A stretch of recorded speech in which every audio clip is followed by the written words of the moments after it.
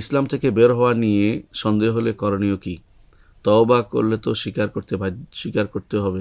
তাহলে তো আসলেই তাহলে তো আসলেই ঈমান ভেঙে যাবে। না, আপনি ঈমান থেকে বের হওয়ার সন্দেহ যদি আপনার হয়, রাসূলুল্লাহ সাল্লাল্লাহু আলাইহি ওয়াসাল্লাম আমাদের জন্য একটা সুন্দর একটা দিয়েছেন, সমাধান দিয়েছেন। তিনি বলেছেন, কেউ ঈমানের ব্যাপারে সন্দেহ করলে বলবে আমানতু বিল্লাহি ওয়া রাসূলিহি। কুল হুয়াল্লাহু আহাদ আল্লাহুস সামাদ লাম ইয়ালিদ ওয়া লাম ইউলাদ ওয়া লাম ইয়াকুল লাহু কুফুয়ান আহাদ। এটা বলতে, বাম দিকে ৩ বার থুতু ফেলতে, আউযু বিল্লাহি মিনাশ শাইতানির রাজিম বলতে এবং নেক কাজ করতে, সন্দেহটাকে দূরে ঠেলে দিতে, এগুলো সবই রাসূলুল্লাহ সাল্লাল্লাহু আলাইহি ওয়াসাল্লাম আমাদেরকে জানিয়ে দিয়েছেন।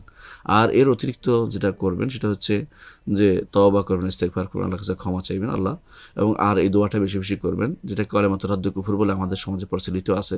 সেটা হচ্ছে আল্লাহুম্মা ইন্নী আউযু বিকা আন আউযু বিকা আন আল্লাহুম্মা ইন্নী আউযু বিকা আন উশরিকা বিকা ওয়া আনা আ'লাম ওয়া আস্তাগফিরুকা লিমা লা আ'লাম।